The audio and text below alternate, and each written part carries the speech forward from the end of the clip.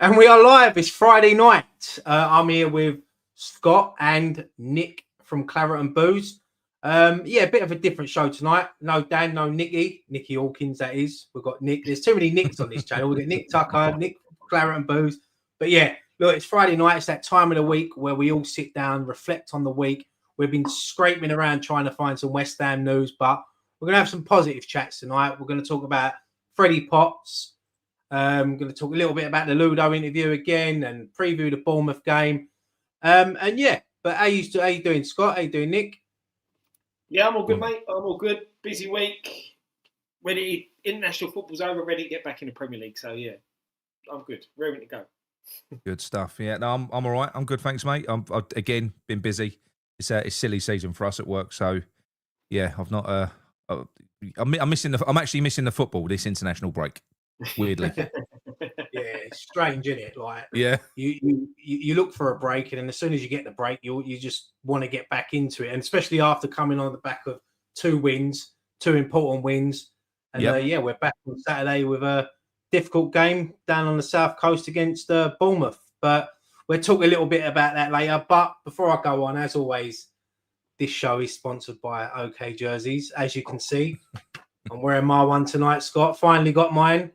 I've got to say, the quality of these tops, honestly, even the little details of the feeler, and they're brilliant. So, 15 quid a shirt, Scott. If you use the discount code Nicky, you get 8% off. So, if you want to get one for yourself or for your loved ones, it is coming up to Christmas.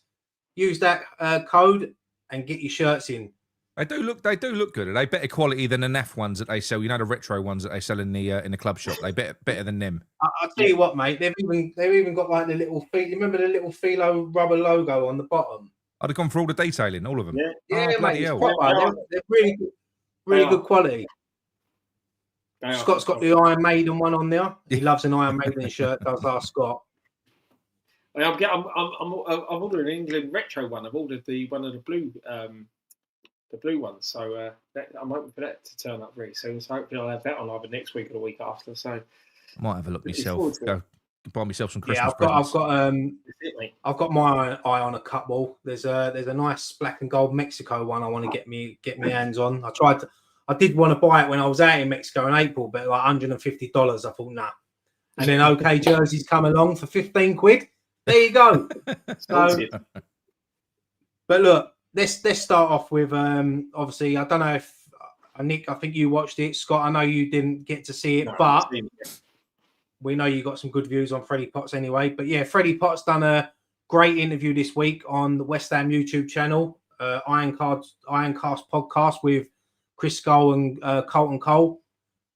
I've got to say, Freddie Potts comes across as such a nice kid, a level-headed kid. And the future, you know, I know he gets compared a lot to Declan Rice, and I can see that. But as I said it before, Freddie Potts is Freddie Potts, and Declan Rice is Declan Rice. Freddie's got a big future at West Ham, and as you can see in the title, is he a future captain? I definitely think he is. But yeah, give us what's your thoughts, Nick? I know you watched the interview as well, mate. Yeah, I think you're bang on. I mean, there's always going to be comparisons between him and Dec, but. Look, I don't think you can compare the two. Who knows what the ceiling is for Freddie Potts? But for me, talking about we know that Declan Rice he's always come across as very PR trained. So he's always been really good in front of the camera. This guy was natural in front of the camera, but didn't come across as PR trained. It came across as he was just having a chat with his mates. You know, a lot of the times he was sort of referring and looking at Coley and having a little bit of a giggle. Very natural. And the way he's got an old head on young shoulders, if you like. That's the way it come across to me. I know he's not that young anymore. What is he, 23? 22 he is. He's 22.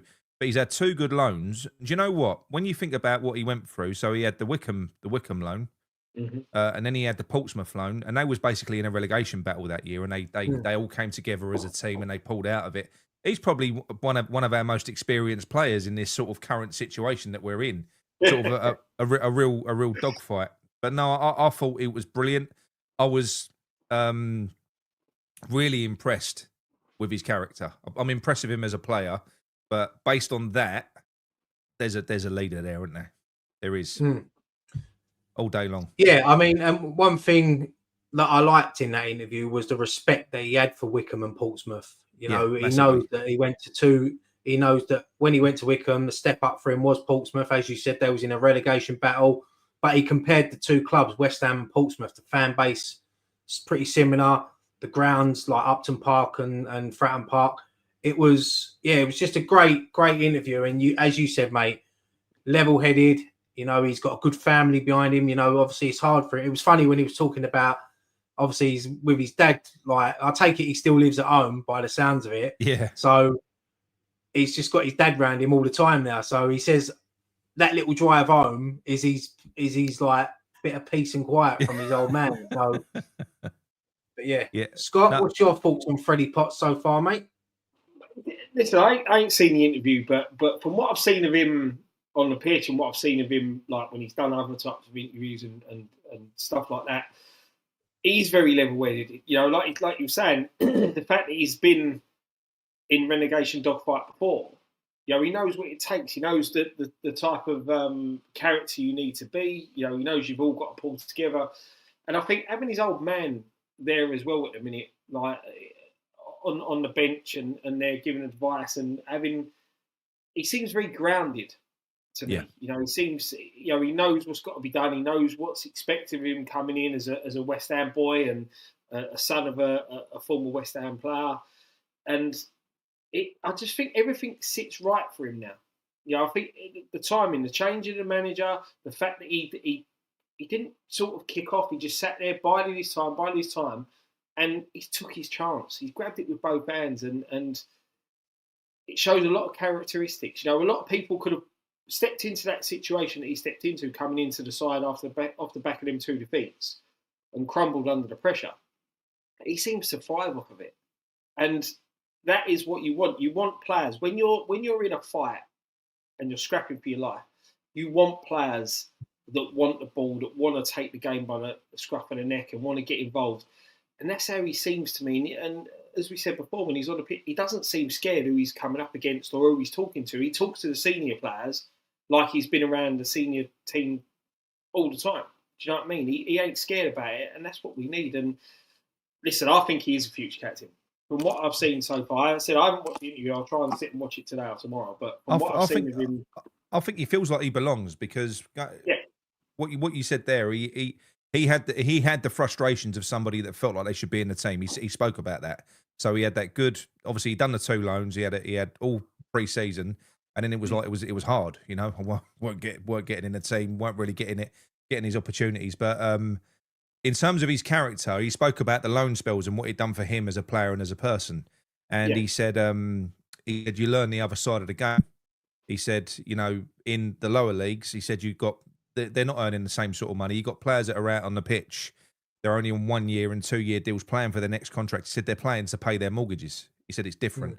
He said, so you really get to understand how important the game is. And he said, that's when you learn. This was the comment that I loved, Ryan, most was, he said, that's when you learn that, you know, when you come through the academy, you think it's all about, you know, pretty football, this, that, the other. He said, it's not really. He said, you know, being a bit nasty. He said, what we found was, you know, when you're a little bit nasty and you're willing to get stuck in, that's kind of, you know, the mentality that you need to grind out a win.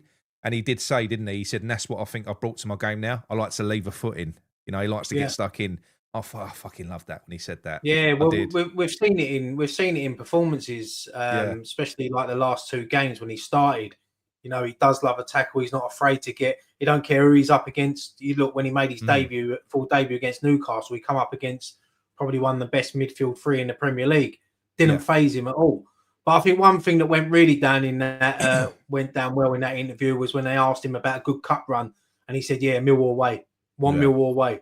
As soon as you say things like that, you know, that's the West Ham in it. That's the West Ham in it. And someone mentioned it earlier there. They said, like, obviously his brother played for West Ham as well. Dan, you know, you got your dad. He said, Mrs. Potts must be an absolute diamond because it must do her head in. She's had West Ham non-stop for the last 35 years since she's been with Steve Potts. So, no, they just seem like a really grounded, nice, level-headed family. And I think when you sit back and watch him, so sometimes I start them interviews with players and I don't watch them all because I lose interest.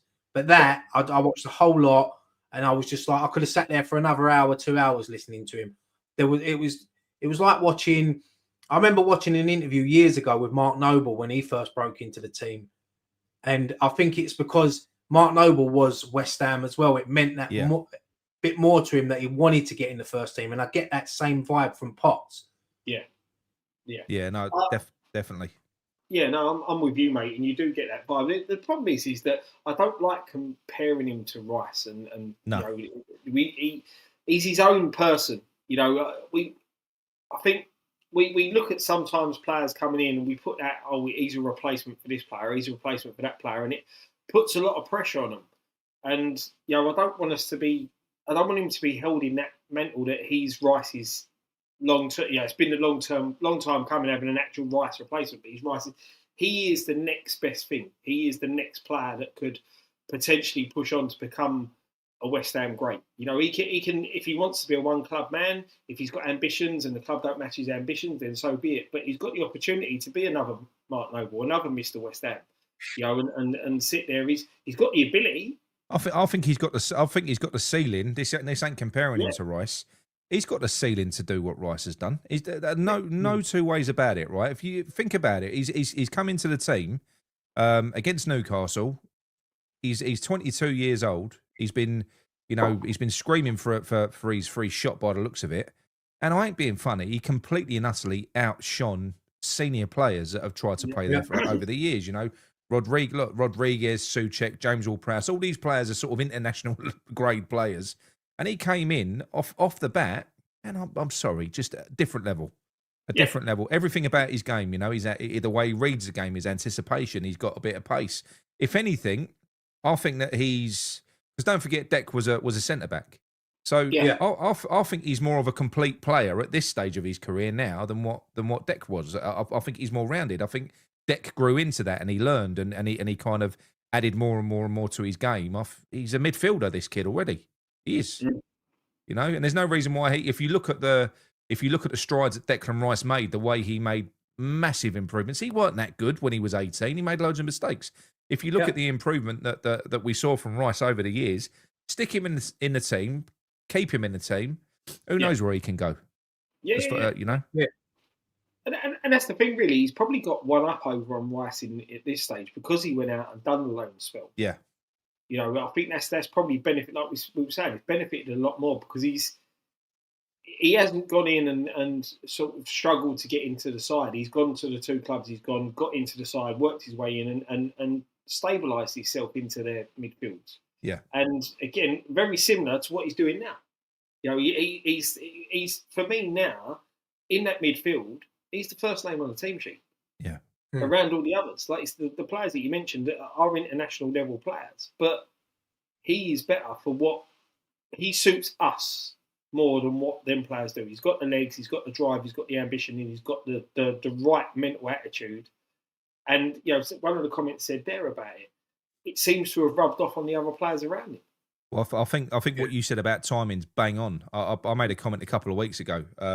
And I think you could see it. Do you remember when he went down? He had the dead leg, and he went down injured. You had Paqueta over him. You had Tadibo over it. Everyone was like buzzing around him. You know something? There's obviously been a bit of a disconnect there between that team and the fans. It's been growing. I think that Freddie Potts is a conduit between the team and the fans. He's a connector. That's what he is. And I think since he's been in that team, they probably felt a little bit more connected with the fans again. So he's important. It's multifaceted, I think. What he brings to this team at this moment in time. I think the timing's absolutely perfect for him. Yeah, I think that, like, correct me if I'm wrong, but when he went on loan to Wickham and Portsmouth, I think, did he get player of the season in both them seasons? I think he did on the Wickham one. Not sure about Portsmouth, but I remember the reception he got on his last appearance for Portsmouth, and their fans rave about him. And we're starting to see that now. And it's been frustrating for him. You know, as he said in the interview, he played all the pre-season. He thought he'd done well, and then he found himself out of the squad. But he didn't moan. He didn't try to force a loan move. He sat there, bided his time. And now look at him. And now it's his place to lose in that team. And I think that you're right what you said, Scott. If you can build around him, he's there. It's his place to lose. And that's the thing. I think also because he went out on loan, You know, and he took his opportunities the right way. You look at some young players that have a lot of potential, but choose not to take up these loan spells or don't go to the right clubs, and how they then stall. You know, you look at Obama. He stayed at the club. He didn't go out on loan and hit the heights. Then he went to Man City, which was a bit of a random one. But he's gone to Stoke. He's dropped down a level, and he's absolutely flying for them. You know, he's and this is the thing. Sometimes these youngsters, I remember. I can't remember who was saying it, but I remember listening to an interview before, and they said a lot of youngsters don't want to go out on loan. They don't want to go up north and live up north for a year and stuff like that. But they don't embrace it then, and sometimes I think it don't work for them. You know, look at Earthy. I know he's had his injury problems this season, but he went out on loan last season, and we've been really unlucky not to see him this season, because I was quite excited for him coming back off the back of what he did last season. And hopefully, when he does return, he can work his way into the team. The thing is, Scott, you got to go look back years. Lampard went out on loan. Ferdinand went out on loan. Defoe went out on loan. Mark Noble went out on loan. Yep. You know, these players went out on loan, and it builds character because they dropped down the leagues. And they, I mean, I think Lampard went to Swansea, didn't he, when they was in Division 2 at the time? I think. Yeah. Mm-hmm. You know, Rio went to Bournemouth when they was, I think they was Division 2, maybe Division 3 at the time. But, you know, it's about character building. You know, you learn, like you said, go up north for a year, you learn a different way of life. And you work hard. And, as I said, I watched that interview the other day and I was so impressed with him. I could have watched another hour of it. The way he talks, becoming a man as well, don't you think? I think when you're, like you just said, Freddie Potts, he's living at home with his mum, with his dad, he's having all of his meals done for him and everything else. You throw him out to, you know, away from home, it's a life lesson as well, isn't it? Yeah. Which is important. And that's the thing, you've got to embrace them opportunities, and he seems to have done that, and it's benefiting him now. That's how you got to look at when you're young, when you look at these like under 14s, under 15s and below and stuff like that, they should be looking at people like Potts and seeing, right, this is what he did, this was his path. I can take that path. You know, be inspired by him, because there's not enough inspirational characters in football anymore. No. That inspire the younger. You know, it's all the younger generation seems to be inspired by the more flamboyant diva type players, the ones who think they're superstars, instead of looking at the players that graft and put the effort in and work their way up. They're the ones you want to be inspired by, them type of players. And, you know, he's living a dream. As a kid, his dad's a West Ham player. He wants to be a West Ham player. He wants to play for West Ham. He's done it the hard way. He's down there. And, you know, we need to see more of it. We've got a lot of talent in our academy, and we need to start letting them thrive and letting them through. And, you know, they should use him as an inspiration to do that. But I think what you said there is right, because you said about characters. You like to see characters. That's what Cole said. So what Colton Cole said, he said, it's great. We're seeing loads of players come through, and I love to see players come through. He said, but I like to see characters, and he's got that in abundance. And I do think that's important. I do think it is. And for instance, if you go back to the older generation, for whatever reason, it popped up. I don't know whether it was a new video, but John Moncur's one popped up. I'll fucking watch that from back to front. That geezer's funny as anything, honestly. You talk about character. People from that generation, it's just different, wasn't it? You can imagine what them changing rooms were like. It must have been. My favourite time supporting West Ham, mate, in them late 90s, early 2000s. Like, I loved it. You know, and you're right. And when you look, like you said earlier, mate, about Paqueta, you know, when Potts was down injured and he was over to him, because the thing is with Paqueta, you've noticed the difference in his game since Potts been in the team. It's freed him up a lot. And we're starting to see the Paqueta that we know he can be. And you've also got Fernandez alongside him. And Fernandez, I believe, he's younger than Potts, and he's only 21. So 21. Them two, if there's a way that we could try, I know he hasn't had a great start to his career, but maybe starting to get Magassa in that midfield as well with them. Yeah. You know, there's 3 good young players there. Yeah. And that's the thing as well, because when you look at it, you need experience in there, right? And but like you said, Paqueta frees him up, but he's experienced, and you've got some experience in the back line behind them. I know, you know, they're not, Kilman's not at the best of times, but you've got some experience there. But Potts coming in around the Fernandez, who again, he's a bit used to a dogfight because he had it at Southampton last season. even with Magassa, even though he's only a couple of years older, the experience that he's got in the situation that we're in, he's more like a senior player. Yeah. And he can help look after those other players around him. But I just think that him and Fernandez, there seems to be a little click there between them, if you get what I mean. They're vibing off each other. They seem to understand each other's game. And hopefully, Magassa, when he does get his chance and can step in, especially if we've got injuries or something like that, he can then just click the same way between the two of them. Do you know what I mean? Like he fits in, and that's what we need because they're young lads. Hopefully they all get along, and I do think the PFP has to remain untouched for a while though. If we can keep that consistency with those three players, because I just think they're all on the same wavelength as well. Because obviously, look, Paqueta. I know a lot of people like to dislike Paqueta, but the geezer's on another level, right? And if you're seeing the best come out in him, that means that he's playing with players that are on that level because they can. Yeah. You know what I mean? They're connecting with him, and I think that says a lot about Fernandez and Potts as well. Yeah. So I think it's good. Yeah, Paqueta was the same when he had Rice in the team. Yeah. He knew the quality he had behind him. He knew, and that's one thing that Potts said yesterday as well when they spoke about scoring goals. He said, "Look, my first thought is to stop the goals going in, to break up play. The goals will come. He will add goals to his game, but he knows what he's in the team to do, and that's someone we've been lacking for a long time." Yeah.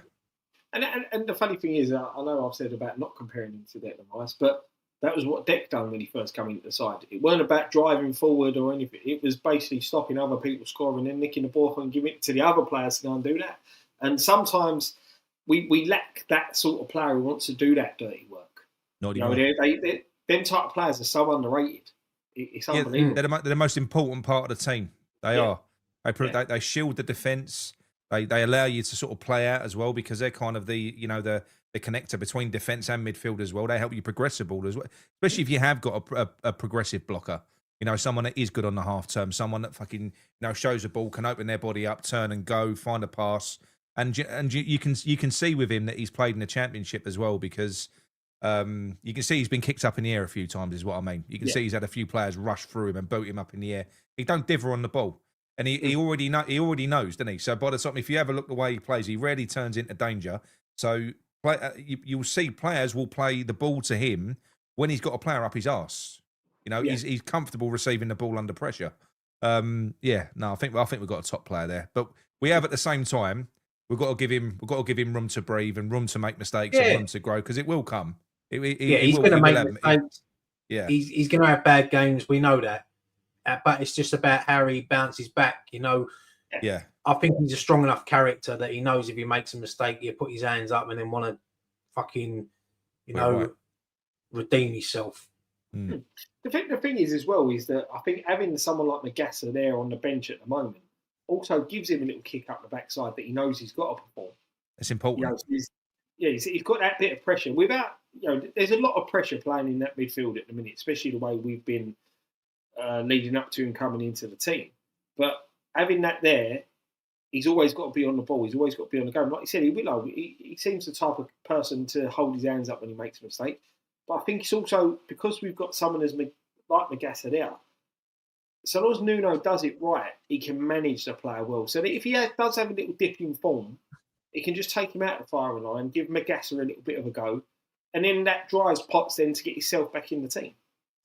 That's the other thing with the youngsters. Sometimes you just got to manage them the right way, and like you said, when they do make mistakes, don't instantly drop them outside. No, but manage them the right way. And don't do what Potter did with Skulls and play him against the best winger in the world in Salah. He has a nightmare, and then he gets fucking hooked off. You don't see him again for a month. That ain't going to do him no good, is it? No. And that's it. And it's man management. It's how you manage the players. And Potter was useless at that. That's why we lost Emerson, and that's why we lost Alvarez. Yeah. Also, do you know, when you bring in your youth players in, setting them up for success as well. So again, I don't want to get anyone to get the arsehole with this, but when we saw Alford coming into the team and having these little cameos, he was in the middle with James Ward-Prowse and Souček. You put Potts in there, he'd look shit. You put Potts in that midfield, he'd look terrible. Yeah. But you're putting him in there with Fernandez, who's got legs, and you're putting him in there with Paqueta. It's different. You're setting them up for success. You know, this is the first time for a long time that we've not had a weak link in the middle of our team in the engine room, and it's just so fucking nice. And you're right, you do need competition because you want to breed kind of a competitive environment, and you can only do that if you've got someone snapping at your ankles. That said, I'm happy with having Magassa there and letting him sort of try and fight his way into that team. That's perfect. I don't understand this link to Ghana from Everton for 20 million because you'd imagine that he's not going to be leaving Everton's first team to come and sit on our bench. Don't get that one because he's a good player, but he ain't great. Yes, I don't understand that one. But then again, you don't know whether it's just paper talk or. But it's come from X, isn't it? Apparently, it's a player that hasn't he played for Nuno before? Not too sure. I think it might have been at Nottingham Forest. I'm not too sure, but I'm not too sure on that one. It's like I didn't like when just after Potts had broken into the team and we saw that performance. You saw the news come out that we was looking at Kobe Mainoo for the summer. Yeah, like, why? Where's he going to play in January? Do you know what I mean? Who's going to get dropped? We've finally solved the midfield. You know, we need. I just want to see a striker come in now. Yeah. You know, I'm with you, mate, and I think having Callum Wilson there, you know, I think it's been good because I think I think Paqueta's 5 will be having a forward that makes forward runs. Yeah, do you know what I mean? It is, and that's the doing what a forward should do. Yeah. You know, a forward that's actually in the box when you're attacking as well, which is quite good as well, isn't it? Yeah, and this is the thing, and I'm with you. I think, you know, a forward would be good. If we get rid of Fulkrug, we desperately need a forward in. Right? If we just end up with Fulkrug, it's not the end of the world. It won't be much of a miss if he goes, though, will he? A chance. Yeah, but I still think we need a pacey centre back. Oh, you know. And we need someone to cover that right wing in case we lose Bowen to an injury or something like that. You know, I think for me they're most important. A pacey centre half who's a bit decent, and someone to cover that right wing who's not Adama Traore.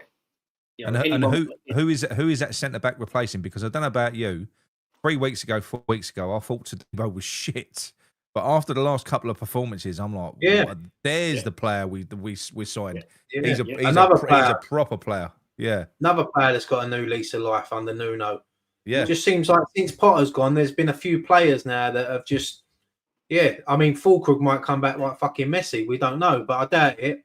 I can't see it. I do think Fulkrug's done. I think he wants to leave. He's been when any chance he gets in the media or the German media at least, he's flashing his knickers, isn't he? Yeah, he just don't suit the English Premier League. You know, no.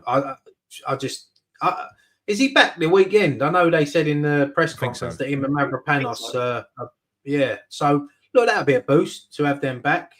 Strengthens the bench, doesn't it? Yeah. I think with Fulkrug, I think to play in the Premier League, he needs to be in a 2. He can't play in a 1. He does, but he's more of a link-up player, isn't he? And that's the thing. If you have him up top with a Callum Wilson and play to their strengths, like a bit like what we saw in the first game when Potter coming against Villa, you play to your striker's strengths. You know, we've not done that. We play to our defence strengths, you know, and our defence is shocking. But if you play to your striker strengths, it brings a new meaning to that play. You play up high, you play high up the pitch, you're getting in and around them. And I just think that for him to work in the Premier League, he has to play in the 2. He can't play up front on his own. He's not quick enough or strong enough to play up front by himself. No. Have you worked out yet as well? Because obviously we know that the last couple of games. Well, we had Leeds and Brentford, which were a disaster. But in those games, he inverted the fullbacks, didn't he? He inverted the fullbacks. But then what he did was he put the fullbacks back in their right position and he inverted the centre-backs. So what is it with... There's definitely something in that for me. It's almost like he doesn't want 2 players that are right-footed on the right side and 2 players that are left-footed on the left side. Yeah. So he's inverted the centre-back. I can't work out what that is. No, I don't know. It's strange, isn't it? Because it's like he wants a left foot, like he wants a left back playing next to a right-footed centre back. Yeah. And then the vice versa on the other side. I mean, I don't know if it's the way they play out from the back. I don't know. Yes, I'll just play a left-footed left foot side and play a right back. You know, wherever they're more comfortable. I know I know most players can play with both their feet these days, but yeah, it was strange from Nuno when he tested in them two games that were winnable, and we could be at least 4 more points on the table at the moment. Yeah. But look, things are looking up. You go back a month ago before them 2 wins, it was all negative, wasn't it? But I was insisting we was relegated 4 weeks ago. Yeah, I thought we was gone. We've been on here 30 minutes and it's been all positive.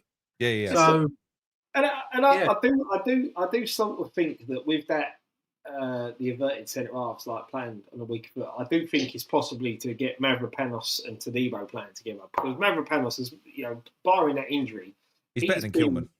He's been the better centre back this season. Yeah. And I'm wondering if part of that is to sort of ask Kilman out the side.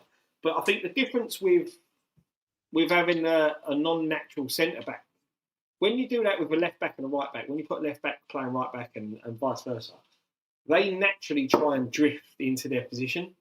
So they're naturally going to come narrow, which you saw when we did do that. They were getting very, very narrow and very, very compact in the mid, in like with the centre halves. With the centre halves, they're going to stay naturally because they're always technically in the middle of the pitch anyway.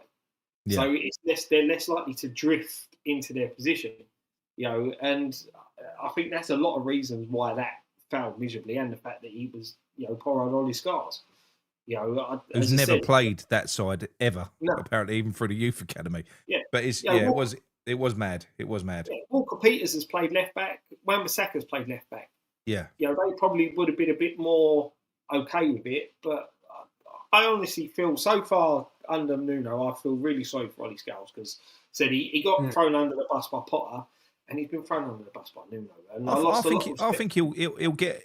When's he back? Because don't forget, we're losing Diouf and Wan-Bissaka to the AFCON. So when's he back? Do we know? I don't think it's too far off. The interesting thing, we done an event at the Brewdog earlier in the year with Jimmy Walker and Paul Konchesky, and Konchesky spoke about Ollie Scholes. And it's interesting what he said, because he sees him more as a centre midfielder. That's his best position. That's where he was playing in the academy towards the end. Yeah.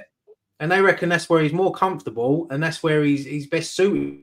So, yeah, I don't know. But we're going to need him. Obviously, as you said, we lose players to the African nations. But, yeah, I think he's only a few weeks away now. So, hopefully we'll see him back soon. Yeah, I hope so. But, yeah, to end this bit then, we're all in agreement. Potts, we love him. Future captain. Come on, you Irons. Yes, we are. Yes, we are getting overexcited, and you know what we should do, and all we should get overexcited about him. Bloody hell, we ain't had a lot to get overexcited for. So it's nice to have something, get it? Yeah, exactly. Scott, before we go into the next bit, mate, you've got any comments you want to go through? I did star a few, mate. Sorry, I've got Luděk Mikloško, the laptop propped up. Where are we? There we go. Steve Roberts 9348. Think Potts will become a very good player. It's a little bit too early to tell if he's a future captain material. There's a chance, but not sure yet. They're talking about the shirts. Ricky. He had to get that one in, didn't he? 1987, love the Maiden shirt, Scott. Cheers, mate. Self-indulgent there, Scott. Aki Amaret 983. Potts is a breath of fresh air coming through the academy. Can see him wearing the armband at some point for us. WH is in his blood, and he has so much potential talent. Because this is the other thing as well. Just quickly, he is West Ham. His dad's a West Ham legend. His brother's played for West Ham. He supported West Ham as a kid. Look, that's the thing. He's literally a West Ham fan playing for. He's living a dream. Yeah, he is. He is. He really is. And that's what as I said, as a kid growing up as a West Ham fan, you see your dad sitting there pulling on the claret blue and you're like, I want to do that. You aspire to... His dad, he's in my all-time West Ham 11. So in 15 years' time, I might have to update that and put another Potts in it. So, yeah. No, his dad was a great player. Very underrated. Very underrated. Yeah, Borough fan here says 70. It's what I was touching on the comment earlier about the mentality of the side. It has completely changed, and it's mad how just little things, little changes can change the mentality of everyone. As we said when we were looking at them 2 defeats, everything around the club just stunk. Well, Pops said it in the interview as well, Scott. He said, like, it's been a joy going into work. It's been a joy going into the training ground because it just shows what wins can do. It changes the atmosphere with everyone. Like when we lose, it affects the fan base, it affects the players, it affects the staff, it affects everyone at West Ham because of the mood of the camp. And just 2 wins, and he said it's a different place. So let's hope it stays like that. That'd be great. Imagine if we get 3 or 4. At Slim LB says 100% next captain if he continues to perform, but he needs to perform. I don't want to gas him up too soon. That's important, yeah. It's bang on point. And then one more on this one. When you see we have Earthy, Magassa and Fearon as well as Potts and Fernandez, midfields are options that don't look half bad. And Alford. Don't You've forget also Alford. got and Kante. We've got bundles. Like he's going to be bundles of midfielders. Yeah. This is another thing that when we done the I don't know if you've watched the Tony Cottee interview we've done. This is one thing he sort of spoke about. Scott, you remember on the night when we won the FA Youth Cup a couple of years ago when we beat Arsenal 5-1. That's when we should have been building around them sort of players. Yep. But we just don't. Like other teams over the years have done that. We don't seem to do that. We've let a lot of players go where we should have, where Moisey at the time should have been building on that. Lopetegui should have been using it. So it's interesting because I remember being at that Youth Cup final and they was unreal that night. I think we went 1-0 down and then we ended up 5-1, I think it was. And there are a few players that was in that team that we battered that are in the Arsenal team now, aren't there? Yeah, exactly. Yeah. Exactly. So it just shows. And that's the worry is that you don't embrace. And this again, this is you as a youngster coming through, you're very reliant on when you're at that high as a youngster, the manager of the first team. You know, if a manager of the first team doesn't play a certain way, you're not getting in. You don't play that way that he wants, you're not getting in. If he doesn't trust you, you're not getting in. And unfortunately for Moyes, he didn't really trust the youth. You know, we know he gave Earthy some time towards the end of his tenure, but he didn't really trust the youth. No, and he'd give him minutes in dead rubber games. He never trusted them. Or throw him into situations like he done with Mabana, threw in situations where he was never really going to thrive from it. Yeah. You know, and that's the worry because there's you look at you got I said Mabana's now at Stoke doing it quite well. Kadua's, I think, where's he now? But I think is he at Luton? He's doing all right wherever he's gone. Marshall, you know, he's banging around the first team, and a few others. The keeper's out on loan. I think he's dropped down. I think he played really well for Concord last year. Casey out on loan. Out on loan. You know, that's an interesting one with him going to Swansea. It's tough. I think he's played in the cup games, not really had a good run in the Championship. So whether that's the best move for him, we'll have to wait and see. But again, he's highly rated. And can you see the Divin Mabama thing coming back to bite us in the arse? Because Ian Half doing well at the moment. 5 in 5 for England under 21. He's doing really well. I wish he was someone we could have kept. Yeah. You know, as I said, he went to City. Look, it must have been hard for him to turn down Man City, to go and train with Haaland and being around that. But look, he's on loan at Stoke now. Probably the best thing that happened to him was Aaron Creswell going there because he probably somewhere's a familiar face, put his arm around him, and he's scoring goals down there. So, yeah, it could be one that comes to because usually when youngsters leave, they don't really go on to do anything, do they? But he looks like someone for me that I think will go on to have a good future. Maybe whether it be in the Premier League, I don't know, but he'll have a good future definitely in the Championship. Might end up back, you never know. Yeah. 6 in 3. I think someone's put there from the bar. 6 in 3. Bloody hell. Good. Pretty good, and that's it. It's just finding. Sometimes as a player, you just got to find the right club and the right fit. So it's you know it's just time and having that chance. And I just think with Moyes was for him. I don't think it was the right time for him to be there. You know, I think if he was probably at the club now, things might be a little bit different. You know, he may get used the right way.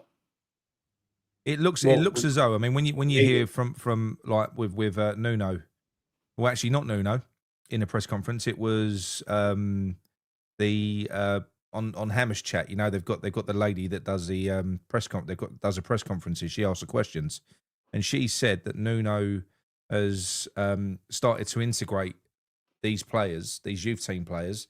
There's either 4 to 6 of them.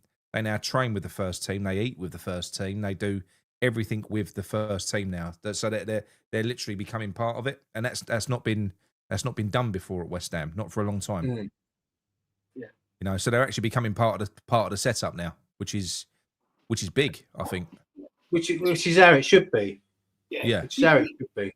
You've seen it with England before. You know, you go back to was it Euro '96 or was it '98, where they took some of the potential young players 96 along with the squad.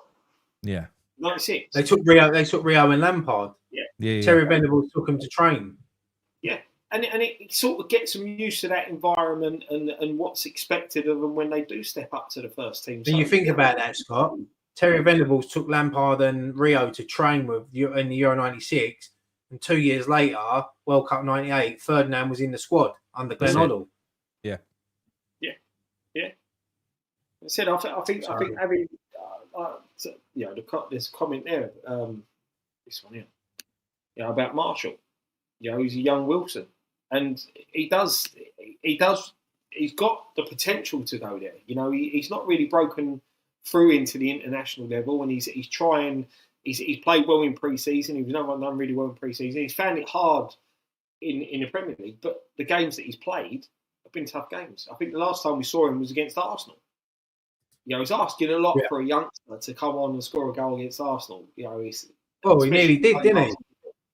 He had a good chance, didn't he? He got himself in the right position in that game.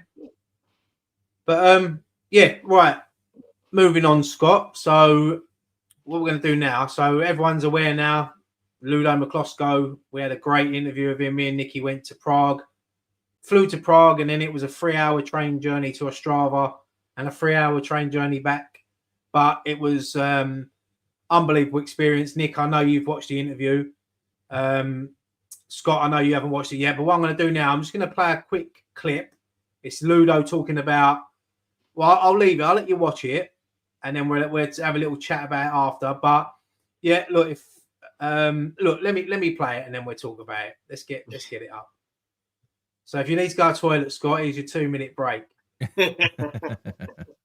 How did you find Harry? Because he was a coach under Billy, wasn't he? And then you know what? Took over. When I was playing, he was best manager for me. He's like always talking, always happy. You're doing very well. I will keep you here forever. You will be goalkeeping coach here, and like these words. And then I had a problem with my knee, and I said, look, I really can't carry on, because every time when I go a little bit down and need to stand up, I've got like needle in my knee. I said, I can't do it. I can't kick the ball and anything. I said, I need an operation. I need someone will look inside. Then I decided to go for op. Okay. They went in my knee. They just cleared it up. It was nothing there, just a little bit. They need to shave something there and wash it. And then I start training. How long did that keep you out for? A couple of weeks, or? It was about maybe 1 month or 1.5 months. I was out after the operation, but the time I was coming to the training ground, he didn't said hello to me, nothing. Absolutely ignored me. Did really? Yeah, so absolutely ignored me. From when you was playing from the best he's made, or I don't know how I can call that. But then I went absolutely ignored me. Didn't said a word. Really? Then I when I was fit, I went to his office. I said, Harry, look, I know I was 36, or I said, look, I know my age, but as you said, I'm happy to do anything what you want for me. If you want me to be number 2 goalkeeper, number 3 goalkeeper, I'm happy to do it. I can help you with the goalkeepers, because he knew I can also do the training sessions. Because anyway, I was taking the sessions, and I said, look, I have no problems to do that. and he just said, "You can do what you want."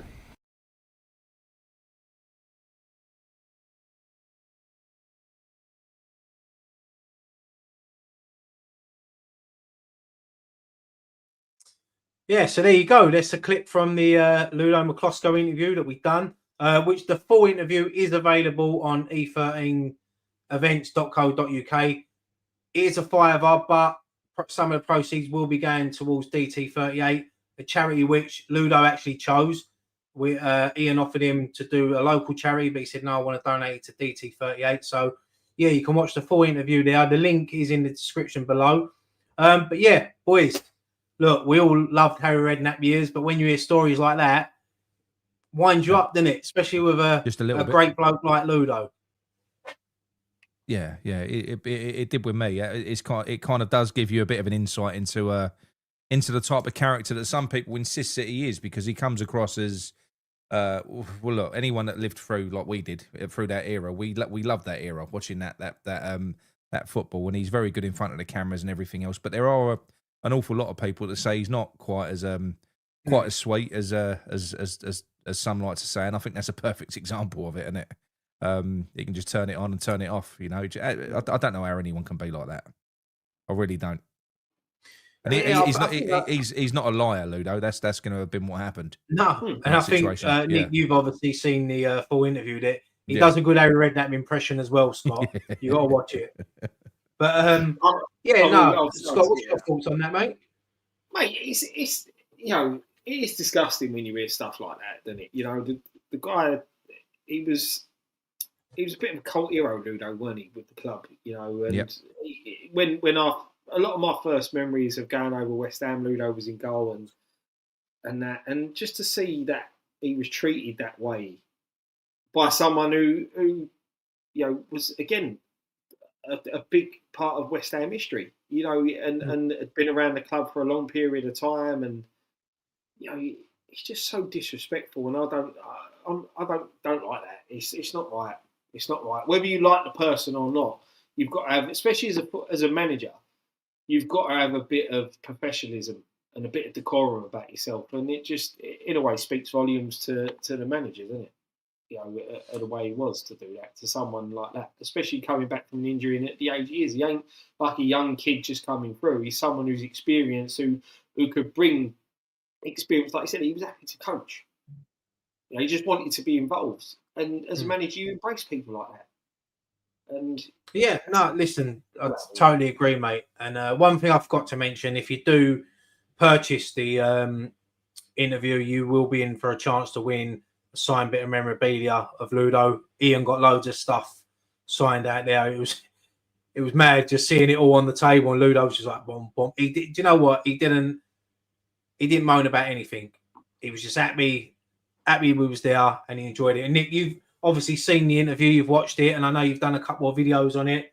But yeah, just sum it up for us, that interview, mate. Why should people watch that interview? Why is it important for people to watch that interview? Well, I think it's important for people to watch it because certainly for people that were from that era, or even if you weren't, and you sing the song and you want to learn a little bit about the man, you learn everything about him right from the very start, from as to who signed him, how he got in.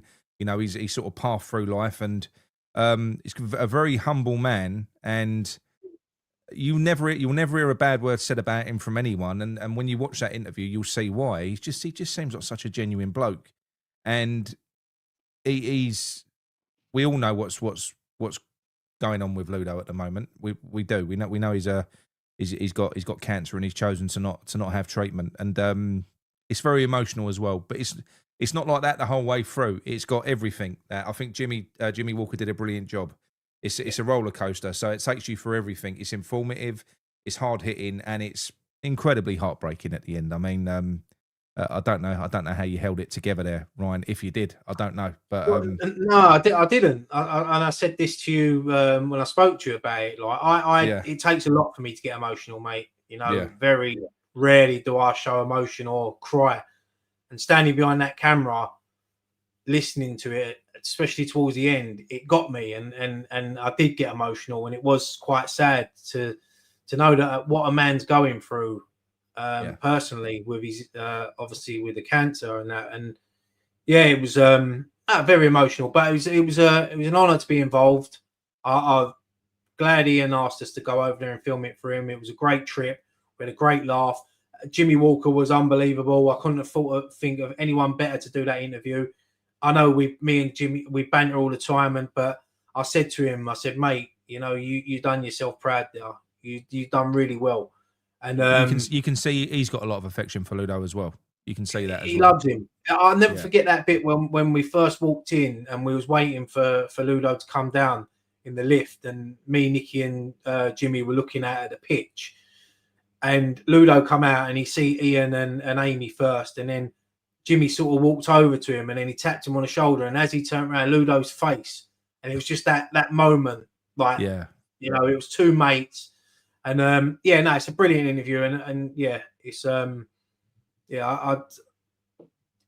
advise people to watch it because it, as you said, mate, it just shows you what a man he is, and you know, it's unfortunate we're not going to have Ludo for much longer. You know, no. It's a great interview. Quite possibly the last time that you'll hear him talk West Ham. I mean, that way. Hopefully, you know, he will do more, and we do get to hear from him, and he stays around for a long time. He's loving his job at Ostrava at the moment. You know, it keeps him going. He's a sporting director there. You know, he showed us the facilities. He was actually showing us plans for a new stadium that they're going to build over the road, 25,000 seat stadium. Looks unreal. And he was saying that, like, and he turned around and said, he went, I probably won't be alive to see it finished. And even when he said that, I was like, oh my God, like Ludo, man. But brilliant, man. Brilliant interview. And legend.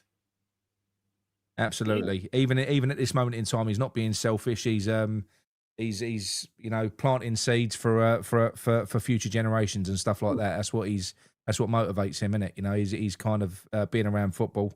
Because you can understand, but I don't know what your mindset would be at that stage of being ill like that. But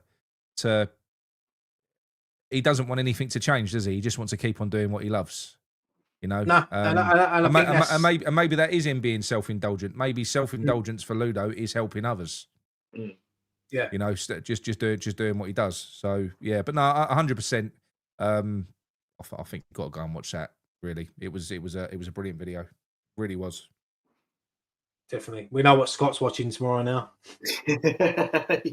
That's it, mate. I've got Freddie Potts interview to go through, and then I'll sit down and.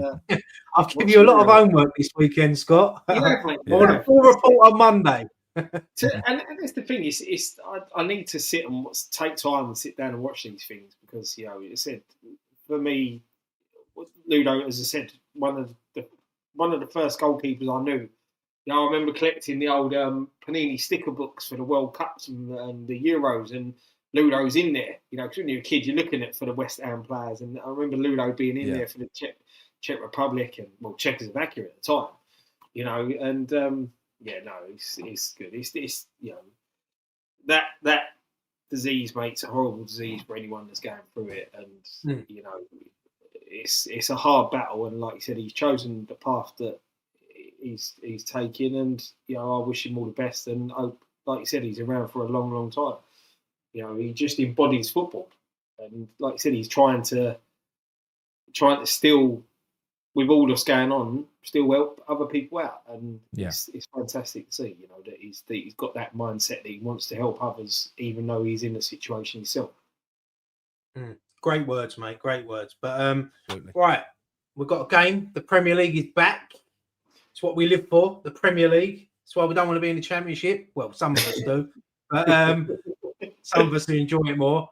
But yeah, we go down to the South Coast tomorrow. Bournemouth on the back of, they've lost their last two. We've won our last two. It's got draw written all over it, Scott. Oh, it has, isn't it? It has. The one thing I know it won't be 0-0. No. This one's guaranteed not to happen. It's not going to be 0-0. Well, the thing is, I mean, team news, obviously no Lucas tomorrow. Paqueta's suspended, 1 game suspension. Who would you bring in? Would you bring in Magassa, or do you think Souček just goes straight in alongside Potts and Fernandes, which will free up maybe Fernandes? Nick shaking his head. No. Yeah, I don't think Souček's found his role in that team, and he's going to be a hero for doing it. And we don't need him going back into midfield where people are going to start getting fucking frustrated with him again. Yeah, he's not a midfielder. It's going to have to be a Magassa or someone else if Earthy's on the cusp, or someone else that can come in and play that sort of playmaker role. I don't know. It's a big decision that he's got to make. But no, I wouldn't do that with Souček, especially at the minute, because he's found his perfect. He's scoring goals, doing what he's doing. Wilson can't play a full game, so it kind of works what he's doing at the minute. I just think it impacts everything. I'll be honest. I think you put Souček in midfield, you'll start seeing that midfield fall to pieces again. Potts will start looking shit. People will start moaning at him. Fernandes will go back to looking shit again. I just think you need to keep that midfield as it is. Whatever was in that midfield before, barring Paqueta, needs to never go back in it again because it looks so much better, in my opinion. I agree. Yeah, I'm with you, mate. I think you've got to be looking to bring Magassa in. Give him some minutes. Try and maybe switch it up a little bit, because obviously you can still have sort of the two of them playing not a holding role, but a deeper line, and then allow the fullbacks to get a bit further forward and change it up that way. I'm with you. I don't think bringing a Souček into the midfield. I don't want to see an Irvine. I don't want to see Rodriguez at all. No. Barring injuries that I hope we don't get, I don't want to see them guys in the starting 11. You can play. I mean, Magassa is more of a defender than Potts is, so he's more naturally suited to that CDM role. So there's no reason why you couldn't shift Potts and Fernandes further up and play. I was going to say free up Fernandes, because I think Fernandes has got that in his game to do the Paqueta role. Because he can make a pass, he can tackle. He don't mind carrying the ball forward. So, and obviously Somerville on the left. It'll be the same forward three, Bowen on the right, Wilson up top. I think can I just call that Ironbrew Iniesta, because he goes on that channel as well. Not Earthy, he's not ready at all. You said the same thing about Potts, Ironbrew. You said the same thing, mate. The same comment when I was talking about putting Potts in. You saying not Potts, he's not ready at all. You Grinch. He hates kids, Ironbrew. But the thing is that Earthy probably too soon coming back injury wise. But the way the midfield's been playing, if you had a Kante or a Fear and somebody like that, and you want to give them an opportunity, it could be a good one. The fact that Fernandes and Potts have sort of established themselves as that midfield too now, it does free up to bring a different type of player in. But for me, I think bring Magassa in, and then the player for me that needs to deliver a bit tomorrow is Somerville. Great driving forward, but we need a bit more from him. We need some goals and we need some assists from him. We're not seeing enough of it, so I want to see him. I've got a theory. Go on. And that theory is that he's the main threat in our forward line. He is. I know Bowen's a goal scorer. Bowen ain't going to dribble past three players and cause anything like that. Like Kudus was for us last year. Everyone was getting frustrated with Kudus. What's Kudus doing? Watch them games back. He had 2 or 3 players on him. So when he is quite clearly, Callum Wilson ain't going to batter anyone for pace. Bowen ain't going to batter anyone for pace. He's absolutely lethal. You get him anywhere near the box, no one better. He scores goals. Somerville's the main creator. If you give him a chance one-on-one, he's going to skin anyone. He's rarely one-on-one if you watch him at the moment. He's not. I think that's the problem. A lot of teams are scared of him because he has that. He keeps the ball close. He's got pace when he's running with the ball. The problem comes is sometimes, and I criticised Bowen for this before, his decision making isn't the best. Yeah. I think that's what lets him down a little. Not so much, he had a fantastic season before we signed him and all that, but this season his decision making hasn't been the best. You had that opportunity I don't know whether it was the last game, or the game before, when he could have cut it back, but he chose to take the tight angle shot and whacked it into the side netting. Them little decisions, if he changes that up, he'll start getting the assists, he'll start getting the goals. Like you said, he does have a lot of players on him because he is a scary. He's the main danger man, running forward. He's the main threat, I think, to actually get us up there anyway. Yeah, but the problem is that when it's like that, and he's getting players drawn to him. That's when he's got to release the ball at the right time, because if two players are coming at you, there's going to be space, and that's where you've got a Wilson to see that space, and that's just why some of his decision making just got to be a little more on point, because if he can get that right, he will look even better than what we've seen of him. I think that player with M products, and I'm sure it will come, he's going to be some player. That'd be scary. Yeah, he would be scary. You think he had a nasty injury last season that kept him out for a long time. So, getting back up to his levels, which he's done for Leeds, he's brilliant for Leeds. He scored fucking tons of goals for Leeds in the Championship. But I agree. Once that comes, I think we've got one hell. I like him anyway. As soon as he gets on the ball, he's one of them players that you think. Someone said it there. He's exciting. He's a bit like Ben Rama. Ben Rama was a bit the same, wasn't he? So yeah, and. No, better attitude than Benny, though. I think Benny was a bit. Yeah. I did love Ben Rama though. I liked him, but if I see that starting lineup tomorrow and Magassa comes in for Paqueta, I'll be happy with that. I think the back four is sort of, as you said, Tadebo's stepped it up a bit. Kilman, look, he ain't played his worst games in the last couple of games, but there's still mistakes there. You look at Burnley's. Have you ever seen a 6'5" bloke that struggles so much in the air? Well? Yeah, I know. He's crazy. He's not a great. I mean, he's massive. The geezer's he's a man mountain, but he's got no edge to him at all, is he? Sort of back there. I watched that after the last game that we played. Was it the Newcastle game where he didn't come out? He didn't head the ball. Something happened. I can't remember what it was. And he was just really sort of dead and flat on his feet. And then I watched Sunderland with Dan Ballard, and you saw this kid just throwing his head at absolutely everything, like a madman. And you think, my God, I think we do need that in there, because I think Tadebo's, he's a bit dirty, he's a bit physical as well, but I do think he's more of a cultured centre back. I do believe that our next defender has got to be a bastard. I think we need an old fashioned centre back. A Dawson. We need another Someone Dawson. like that. Someone like that. Yeah. Or a Ginge. Someone that just don't. Or a Ginge with a bit of pace. I just want some pace in our back line. More pace, Yeah. But we do lack that. We lack them type of players who are going to put their body on the line. A bit like Suchek does. Suchek throws his body anywhere. Yeah, I know. He was a bit like that when he Ogbonna. He didn't mind getting stuck in, did he? I'll give anything to have him back. Oh, imagine having a 25-year-old Ogbonna now. I know. In his prime. Having said that, wouldn't you agree that Ogbonna only really got better once he got into his 30s, didn't he? Because he was good, but he just seemed to age like a fine wine. He was getting better every year until the pace was completely gone, and then that was it. I agree with that. It's a shame. It's a shame. With obviously another defender that was suffered from injuries was Kurt Zuma. He was another quality. Decent defender. He was brilliant, mate. He was brilliant. It was weird how his knees were gone, but he can half jump. He could jump, couldn't he? Yeah. But with this guy, how do you think he's going to set up with this one? I can't really work it out, because look, Bournemouth, they play good football. I don't know whether you know, but it's 4. I think he's lost 4 on the spin against that Iriola as well. Nuno. So don't want to make it 5.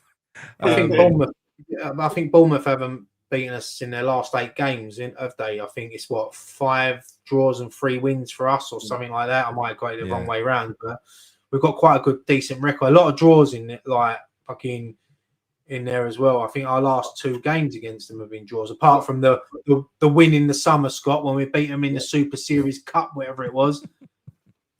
Yeah, but even in that game, we should have been about 5-0 down in about 15 minutes, shouldn't we? Did you watch that game?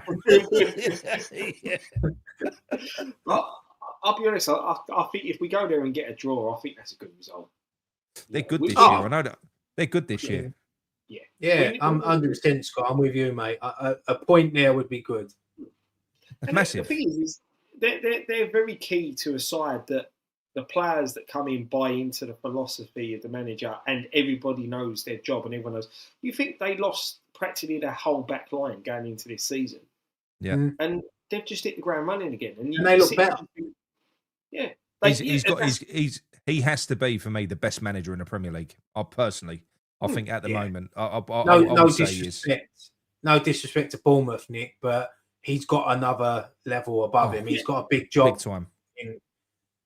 Big time. Probably another manager that Tottenham or Chelsea are ruining in a few years' time. But I don't think he'll go to Tottenham. I think he's bigger than that. He's bigger than Tottenham. But no, I don't know how I would approach this one. I'll probably make you laugh here, considering I hate the low block so much. But my way of approaching them, because I've watched them play and they're terrifying, and I still don't think we're that. I think we've been better. But for instance, Newcastle, the way they played versus Bournemouth, if they turn up, two completely different. It's different. So I think going away, I wouldn't mind us playing a little bit deeper and a little bit more conservative if it was a 4-3-3. And what that would be, but I would only be happy to do that if we had an outlet, and I mean pure pace, rapid pace. So if you're going to play sort of free in midfield of Magassa, Potts, and Fernandez, and their job is going to be predominantly to sit and shield, so that's sort of 7 defensive players, not much of a midfield, and 3 attacking players. I want to see Guilherme come in, and I actually do, because if you're going to be playing that style of football where it's going to be attritional, defending, hoofing the ball into the channels, Wilson can't really win the ball against big centre backs anyway. He's not that big. So I would drop Wilson for this one, and I would probably start with, if we're going to play that style, I would go with the 3 little quick wasps and just start punting the ball into the channels and just see how it goes. Just literally whack it straight down the wings. Get Jimmy and Guilherme doubling up on someone, Bowen floating around in the box. Because I do think that, like you're saying, we can't drop Wilson. It just depends how we're going to play. If he's going to try and go toe to toe with him, which I would appreciate if he did that, and we're going to play a similar style, then fine, absolutely fine. But if you're going to go defensive and play a low block, you can't play counter-attacking football without pace on the attack. Yeah. You've got to have pace going. You've got to have pace going the other way. So it depends how he's going to play. Yeah, I see where you're coming from with that, mate. You make a good point with it, and it will having like you said, having 3 rapid players. Yeah.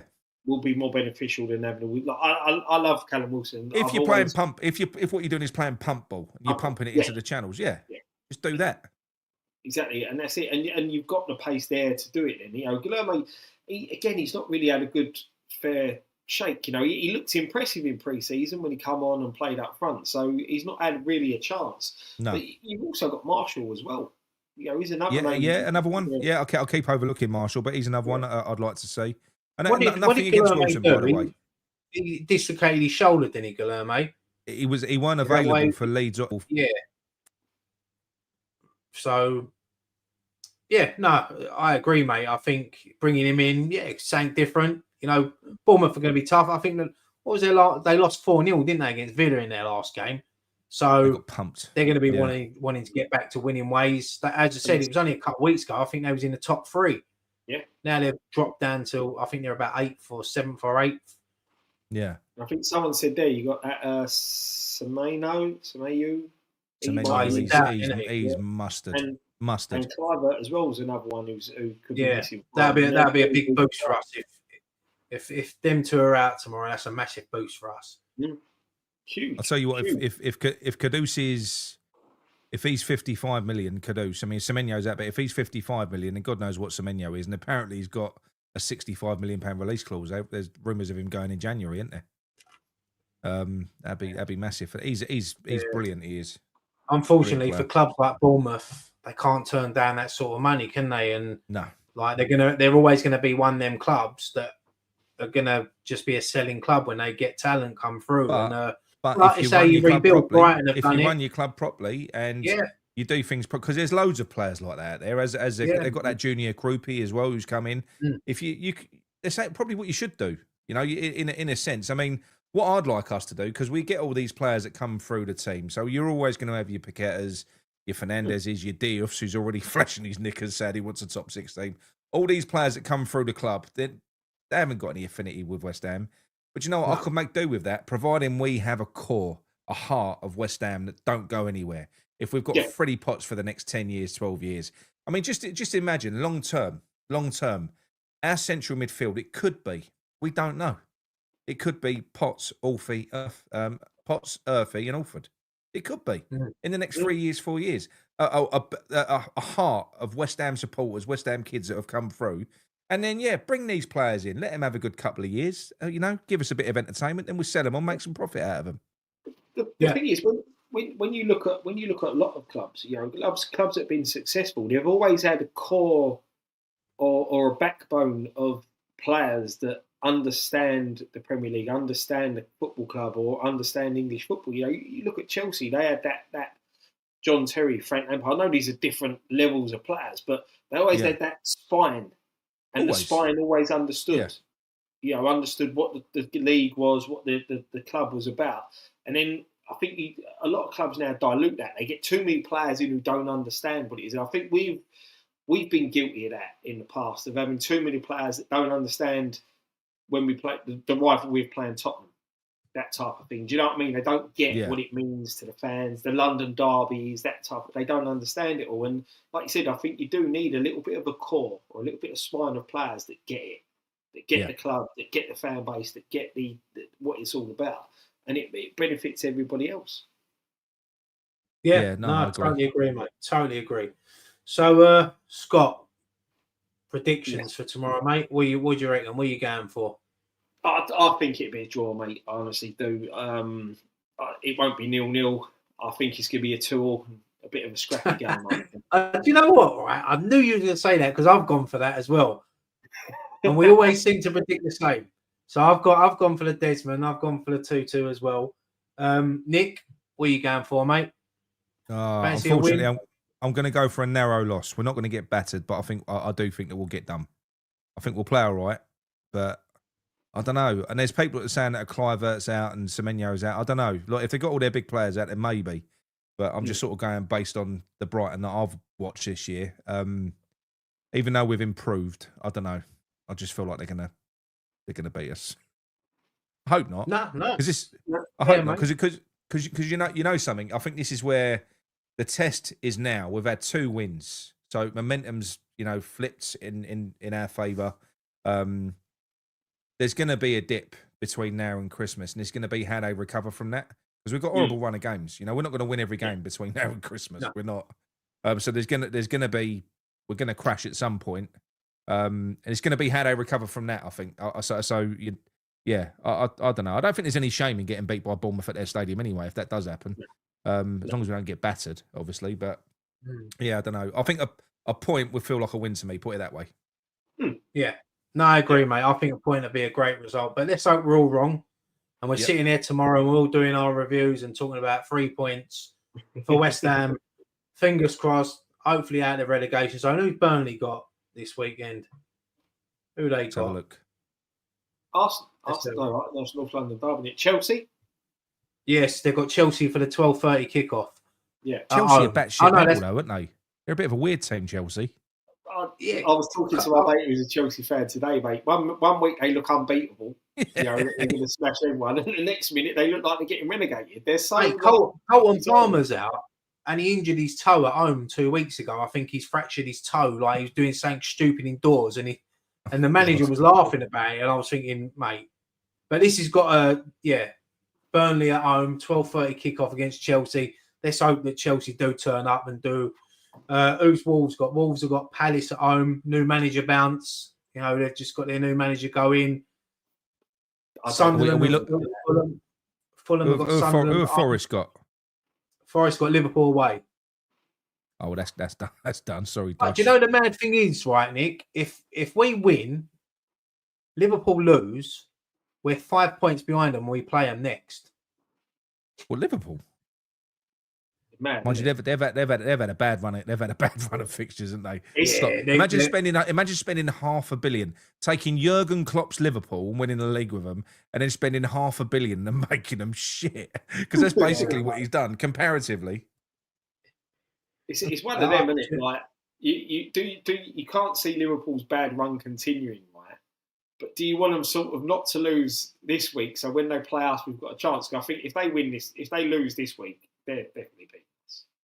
Definitely. When I watch Liverpool this season, and obviously I know Diogo Jota, terrible news, but I think when I look at their team, what they're missing, and one of the biggest mistakes they was selling him was Diaz.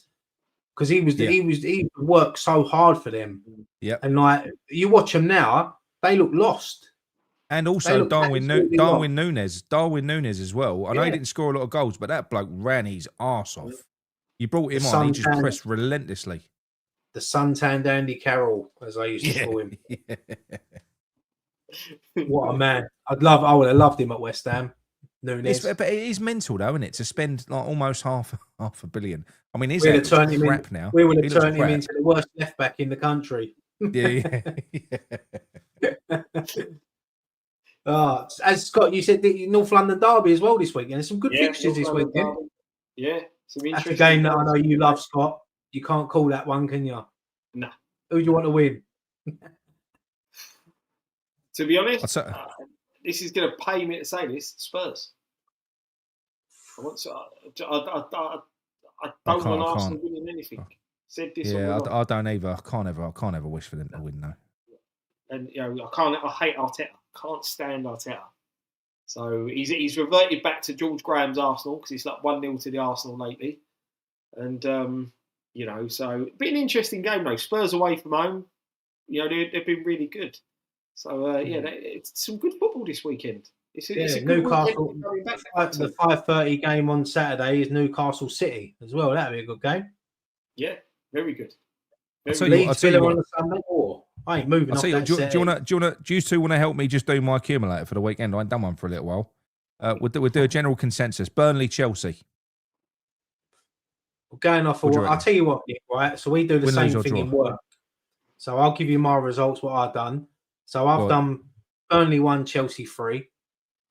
I don't need the actual results. Just need win, lose, or draw. I'm doing an accumulator. I'm going to go for a Chelsea win on that one. Yeah, Chelsea. Win. So right, Bournemouth, West Ham.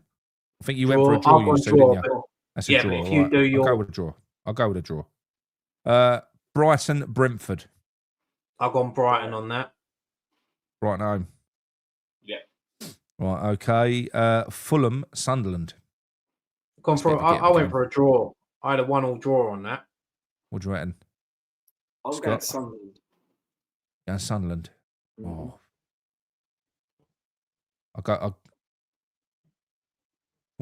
don't know what's doing this situation here. This is who do I go with, Scott or I'll tell you what. I think for me, go with your heart, Nick. Remember who invited you on. I'm gonna go with a draw. He's done it, Scott. Liverpool versus Forest. I think Liverpool on that one. Yeah, Liverpool. Yeah. Okay. Wolves versus Palace. New manager bounce. I've actually gone Wolves on this one. Yeah, I always think that when a new manager comes in, Rob Edwards, first home game, they're desperate for a win. I can just see him nicking it. And Palace are such a team that 1 minute they look great, the next minute they look poor. They can be shaky. I've just gone for Wolves tomorrow. Right. I'll stick with that. I'm not going to let because I'll go with that as well. I'm not going to let Scott muddy the water on that one. Hang on. Right, Scott, what do you reckon? Newcastle versus City. I think City are going to be too strong for them. I would have said City as well. It's an easy way of doing it. I'll toggle you. Ryan, Leeds versus Villa. Do you know what? I've actually gone for a Leeds win. 1-0. What, Leeds to beat Villa? Leeds to beat Villa, yeah. So listen to Scott. You're gonna bust my accumulator. Right. You're banking me on Sunday night. Here's the one, Scott. Arsenal dog shit derby. Arsenal versus Tottenham. I honestly think away from home, I think it's gonna be Spurs. Spuds. All right, okay. I don't think I've ever bet on them to win. Last one. Man United versus Moyes. Ryan. I've gone United. Oh, thank God. I've gone United to beat Everton. Right. There we go. Right, that's it. That's that done. I'm going to be a rich man come the end of the weekend. I'll have to watch this back to remember what the results were, and I'll be ringing you up Sunday night. You've got one of 5 for each. But yeah, well, that's it for the Bournemouth preview. Anything else you want to talk about, Scott, Nick? Anything you want to get off your chest? Come on. I'm here for you. We had a comment right at the start about the new SCR rules that are coming. I don't know whether you've had time to look into them. I haven't looked into them that much. No. But apparently we can now spend 85% of our income on transfers and wages. And it's next Friday. It's next Friday, I think, that that's when the hearing is. So I'm told. I don't think it's SCR. Is it SCR or was it today? Are they saying it was done today? I think so. Yeah, because I heard it on the things. There's like they were saying there's a 30%. You're allowed a 30% overspend per season, I think, or per. I only caught bits of it on the radio when I was listening to it, so I think it was today. Who does that benefit more then? Does that benefit the top teams? Benefits the big teams. It keeps the gap massive. It just means they can spend. So can Newcastle now start spending? Yeah. Their money. Yeah. So yeah, that's who that benefits. We wanted the what was it called, anchoring, which is 5 times the turnover of the club that finished bottom the season before. That was Southampton, so that would have been 500 million. That would have been what the cap was for the entire league. So levels a playing field. SCR completely doesn't level the playing field. It's all to do with your turnover. Unfortunately, I think all the rules are just. I think even with PSR now, you see with PSR how the big clubs can spend, but the other clubs can't. Yeah, I know. You know, it's all jobs for the boys, isn't it? It's all suited to benefit the clubs that they want to keep benefiting. Unfortunately, and I think this could be a way now to release the Newcastle beast, you know, and allow them to try and, you know, it's another, not a franchise, but the Premier League needs a bit of a freshen up. You know, it's coming. Do you know that means that 14 clubs must have voted for that change? Yeah. Because for it to change, 14 of the 20 needed to vote for it, and yeah, I think that's what West Ham were hoping for was at this. But the thing is, I think there's just a lot of clubs with a lot of money now, aren't there? Look, Villa have to keep on selling players because they keep on, you know, breaching PSR. Yeah. So who you got? You got Villa who are caked up. I mean, Everton have got a lot of money now. Yeah. You got Liverpool, you got Newcastle, you got Arsenal, Chelsea. It's like most of the teams in the Premier League now are Keiko. Well, yeah. If you look at our owners, like I know they don't spend, but collectively the money they've got, but they won't fucking part with it. Yeah. And that's the problem. And this is where we're going to get left behind. And this was the big worry. The club is a sleeping giant. You know, the fan base is a big old fan base. You know, like I said, even as much as it pains us, we know that when we're selling 60,000 a week to a game, we know we're not selling 60,000 hardcore West Ham fans. We understand that. But the fact that you're still generating that amount of interest in the football club, you know, it will benefit us having the correct ownership and the correct amount of money. You know, you look at what Birmingham have done, building like with the plans for their new stadium, and they're going to be, with their backing, they're going to be a big Premier League team soon. Yeah. And we are literally we're faltering. Leeds as well. Leeds' development plans for their stadium. They've got big backing. Villa have obviously gone already. You know, Newcastle. We're slipping further and further down the. These people have just got to sell us to someone rich quick. Yeah. Because we're going to miss the boat. By the time we get sold, we'll be in the Premier League with 19 other sides that all got exactly the same amount of money as us.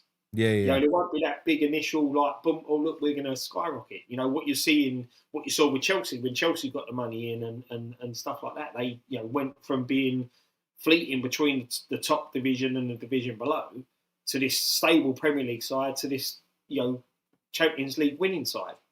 Where does it end though? Because what's the end game here for these owners? Because you've got all of these multi-billionaire owners owning, I don't know, 10 plus Premier League clubs.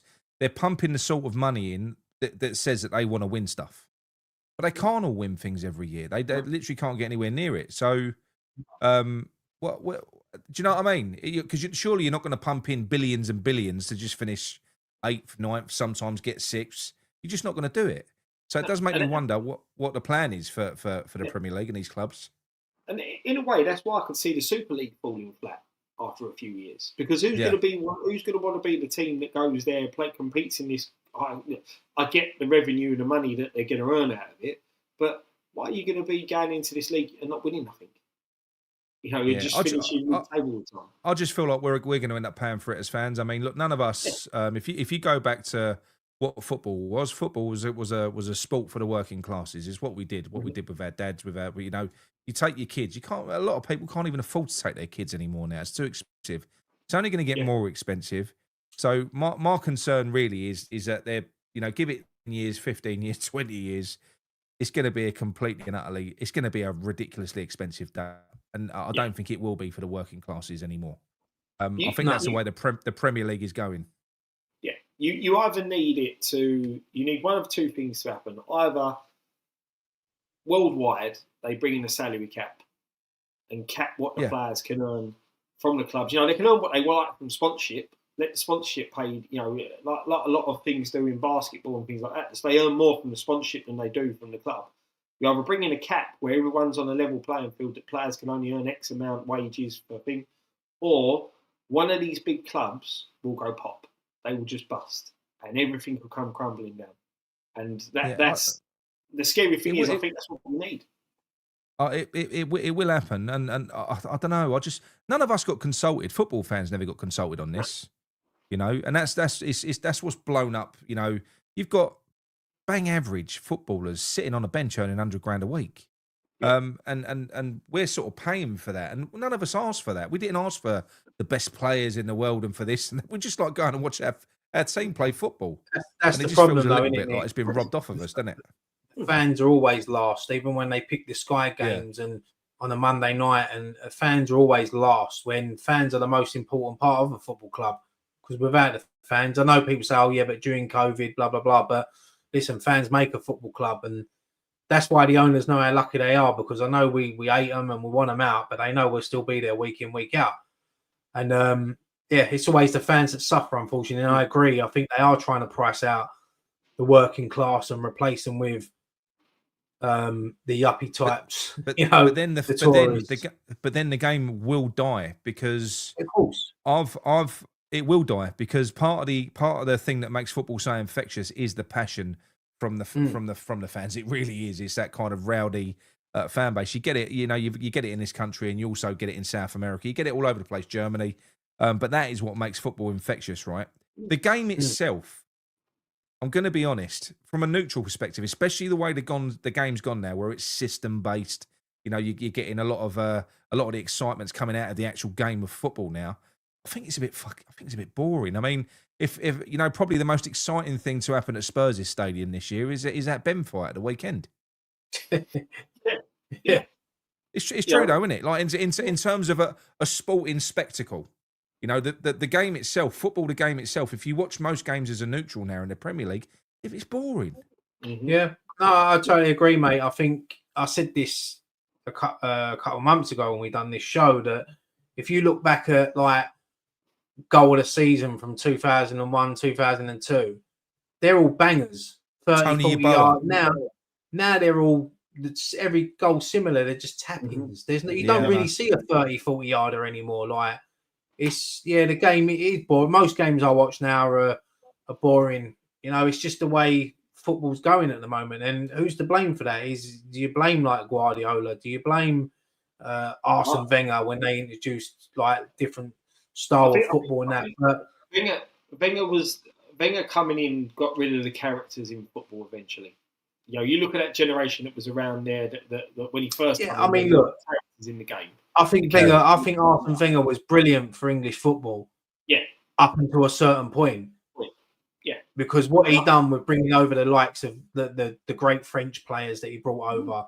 I know Dennis Bergkamp was already there, but he brought Dennis Bergkamp's level up, and he was brilliant for the Premier League. And I think Hawaiian Hammer said it there. The Scotland match the other day. You look how exciting that game was. That was brilliant, and the Ireland game as well with Troy Parrott. The Ireland his hat trick. game. It's just fucking Football's not great to watch now. Like you used to watch games years ago. Didn't matter who was playing. It'd be even a 0-0 would be an exciting game. But now you can get a 2 or 3 all draw now, and it's still boring. Even though there's 6 goals, they're all tappings and shit from a corner. Yeah. That's the other thing. How far away are we from the top 10 goals of the month being fucking set piece goals?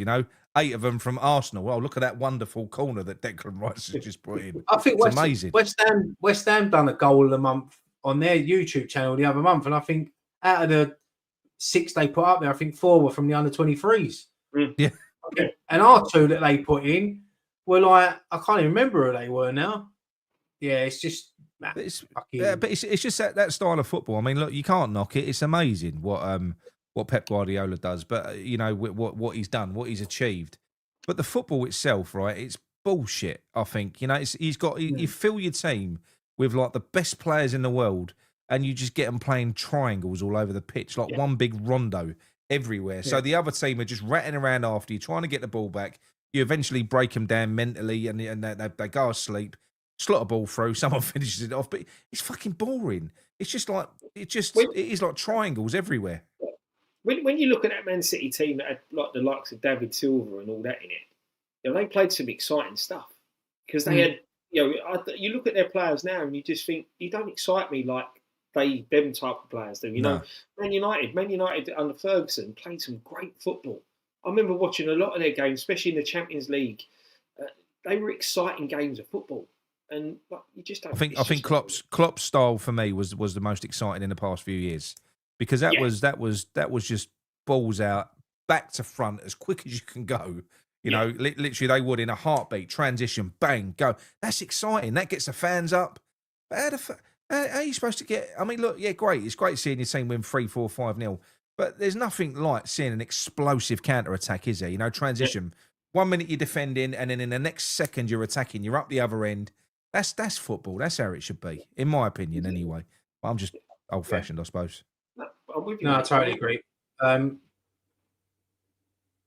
Steve WHU Belt, even all stuck in a hotel in Cobham, ready for my stepdaughter's wedding tomorrow. I hope all is well. All good, mate. Hope the wedding goes well. Congratulations to your stepdaughter. Congratulations. Making it sound like he's in a shithole hotel. You're not if you're in Chobham, mate. You're not. Are you? You're in a banging hotel.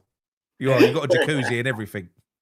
Hope the day goes well, mate. Like when Nicky got married, we played Bournemouth on that day and we won 2-0. So hopefully that's a good omen. Another wedding when we're playing Bournemouth. Fingers crossed. Richard Anthony, 1, 2, 3, £5 super chat. Cheers, mate. Thank you very much for that. Great show, guys. Glad it's been such a happy chat. And it's mad what wins do in football. It changes the mood of everybody, I think. Thing is, we've had it bad for so long. Was it Irish Tommy once said to me? He said, "When you're starving, even a cracker tastes nice." It does. So we're you know what I mean? We're an easy date at the moment. It don't take much to please us. No, I had people calling me negative on TikTok. Be a bit positive. We won 2 games. I'm like, I was the positive one.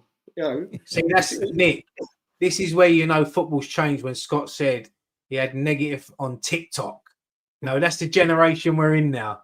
I don't go anywhere near TikTok. And it was his video where he done dancing on it. He done a dancing TikTok video. Oh, you actually on TikTok, Scott? Do you do TikTok videos? I'm joking. Oh, no, it's just just when I get tagged on our videos in there. So, yeah. It's one of them. But said, how bad things come. And I was, as I keep getting reminded, I predicted the Invincibles 4 or 5 seasons on the spin. Mate, we've never lost. We would have won 10 league titles in a row since we've been doing this channel. Fucking Man City away on a Tuesday night. We ain't won in 10 games. Scott, what's your? I think we'll get a 2-0. 2-0 win West Ham. Easy 2-1. 2-1 at the worst. 2-1. Big Sam special. That's it. You got to be positive. Definitely, mate. But look, it's been a great show. Really enjoyed it. It's flown by hour and a half. yeah, before we go, once again, thank you to OK Jerseys for sponsoring this show. As you can see, me and Scott are sporting a couple of OK jerseys there. This is, as I said at the beginning of the show, great quality. So if you want to treat yourself or a friend or a loved one, Secret Santa's coming up, 15 quid, get 8% off if you use the code Nicky. And yeah, Nick, thank you so much, mate, for joining us. Worries. For anyone My that pleasure. don't know, this is Nick from Claret and Booze, another great channel. My second home. My second home. That's where I let my real frustrations out, Scott, on Claret and Booze. When I done a podcast with Nick, he rented out a studio for me. He had beers waiting. See? He had curtains, which I was there was curtains. I was worried who was behind them. I thought someone was going to beat me up. I said that was in the middle of nowhere. That was in the middle of nowhere. That studio, wasn't it? It was. Good. It was good. But Nick, always has good. Let me start that again. Always good to have you on, Nick. And if you don't subscribe already to Claret and Booze, head over there, subscribe, follow Nick, subscribe to us as well. Thumbs up on this video. It helps the video out. It makes Scott more popular than what he is now. And me. But yeah, we'll be back tomorrow. Nicky is going to the game. Dan's away, so I don't think there's going to be a watch along tomorrow unless he decides he wants to do one in. Where's he gone? Cyprus or Greece, Scott? I'm sure it's Cyprus. Cyprus. So he's in Cyprus. You never know. He might be all sunned up in his budgie smugglers. That'd be showing some serious commitment, wouldn't it? Doing a watch along from there. Little pina colada. And I think we may see him. We'll probably see a video from him at some point tomorrow, I reckon. Well, I sent messages on the WhatsApp group and he ain't read them yet, so I'm hoping he's all right. No one's heard from him for a couple of days. But yeah, Nicky's going there tomorrow. So if you do see Nicky outside the ground, go and see him for a fan cam. Hopefully we'll be talking about a win. And yeah, we'll leave it there. So thank you everyone for watching. Hope you all have a good weekend. And boys, one thing left to say. Come on, you Irons. Come on, you Irons. Go, you Irons. That's good, that.